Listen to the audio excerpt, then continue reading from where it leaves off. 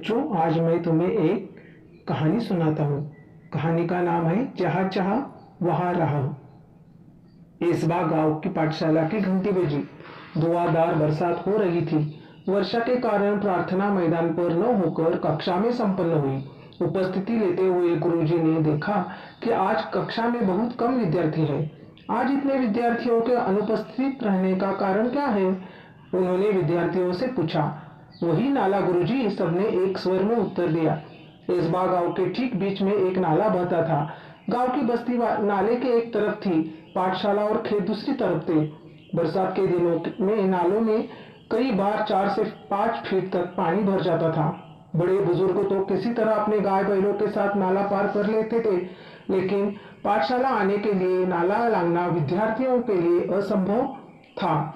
जब जब जोरों की बारिश होती, उस दिन कक्षा में विद्यार्थियों की उपस्थिति पर असर पड़ता। अनेक बार विद्यार्थी पूरे सप्ताह पाठशाला नहीं जा पाते। इसके चलते गांव में बरसात, नाले में भरा पानी, पाठशाला से छुट्टी। इस्बा की यही कहानी, यह गीत गांव में प्रचलित हो गया था। पाठशाला में अनुपस्थिति का विद्यार्थियों की पढ़ाई पर बहुत बुरा प्रभाव पड़ता। अच्छी श्रेणी लाने वाले विद्यार्थी वार्षिक परीक्षा में पीछे रह जाते। सब परेशान थे, पर क्या करते? मार्ग असंभव था। असंभव में मूल शब्द संभव होता है। यही संभावना एक दिन एकाएक काम कर गई। हुआ यह कि उस दिन भारी वर्षा के कारण इस्बा के अधिकांश विद्यार्थी पाठशाला नहीं जा पाए थे। सो दोपहर बाद बरसात थोड़ी रुकने पर चौपाल के बरगद के पेड़ के नीचे। अरे, इस बरगद के पेड़ में भूत है। यहाँ क्यों बैठे हो? भूत वूत सब कोरी कल्पना और बकवास है। क्या हम में से किसी भूत देखा है? सब केवल मनगढ़ंत बातें हैं। जूही ने कहकर बातचीत आगे बढ़ाई। अब तक 14 अनुपस्थितियां हो चुकी। इस बरसात में उज्ज्वला ने परेशानी से स्वर में कहा, मेरी तो कुल उपस्थिति की शायद 14 होगी। शुभम ने कहा तो सब हंस पड़े। लेकिन हम हर बरसात में ऐसे ही चर्चा करते रहेंगे और अपनी पढ़ाई का नुकसान होने देंगे।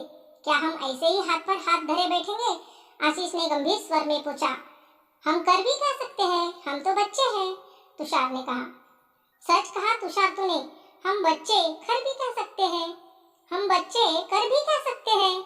इस वाक्य को गीत की तरह गाकर एक साथ तालियां बजाकर वहां बैठे बच्चे जोर जोर से हंसने लगे। हंसो मत, कोई कुछ कर सकता है तो वह हम भी है।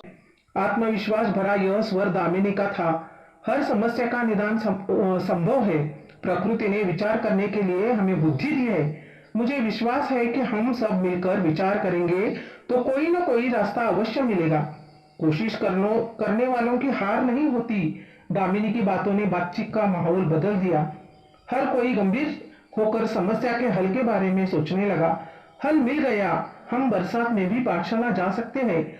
आशीष की आंखों में चमक और स्वर में उत्साह था। कैसे? सबने एक साथ पूछा। हम नाले पर पुल बनाएंगे। पुल? मित्रों के स्वर में आश्चर्य और भापकर आशीष ने आत्मविश्वास पूर्वक उत्तर देते हुए कहा, हाँ पुल। विश्वास करो, विज्ञान की पुस्तक में हम सबने पुल की जानकारी पढ़ी है। जब कभी शहर गए हैं, बड़े बड़े पुल देखे भी हैं। अंतर्जाल में हम सब जानकारी भी प्राप्त कर सकते हैं। गांव का नाला बहुत ज्यादा चौड़ा नहीं है। हमें लगभग 10 फीट का पुल बनाना होगा। पुल बनाने का विचार जंगल की आग की तरह इस्बा गांव में फैल गया। हर व्यक्ति इस विचार और विद्यार्थियों के हौसले की प्रशंसा कर रहा था। विद्यार्थियों ने छोटे छोटे समूह बनाकर इस संकल्प की बारीकियों पर काम करना शुरू कर दिया। सामग्री की सूची बनाई। सामग्री खरीदने के लिए 20-20 रुपए एकत्रित करना आरंभ किया। अब तक पाठशाला के शिक्षक और गांव के लोग भी सहायता के लिए आगे आ चुके थे। देखते देखते सामग्री के लिए आवश्यक राशि जमा हो चुकी थी। बुजुर्गों का अनुभव, युवाओं की शक्ति, विद्यार्थियों का उत्साह, सब साथ मिलकर काम कर रहे थे। संगठित प्रयासों से काम आकार लेने लगा था। सीमेंट के पाइप खरीदे गए, पत्थर इकट्ठे किए गए, ईंटें आई, बंजर जमीन से मिट्टी खोदी गई। गांव के छगन बाबा नामक एक बुजुर्ग ने प्रचुर मात्रा से रेत उपलब्ध करा दी। पुल बनाने के लिए पूरे गांव के साथ हाथ मिट्टी का भराव करने लगे। हर दिन स्वप्न पूर्ति की ओर एक एक कदम बढ़ाने लगा। अंततः आनंद की वह सुबह भी आ गई। वर्षों की कठिनाई दूर होगी। केवल 15 दिनों में ग्रामीणों और विद्यार्थियों के सामूहिक श्रमदान से पुल बनकर तैयार हो चुका था। पूरे गांव के लिए एक अद्भुत उपलब्धि थी। सभी ने एकता, संगठन और श्रमदान का महत्व भी समझा था। बरसात में इस बार भी नाले में पानी भरा था, पर विद्यार्थी हंसते खेलते पुल से पाठशाला की राह जाने लगे।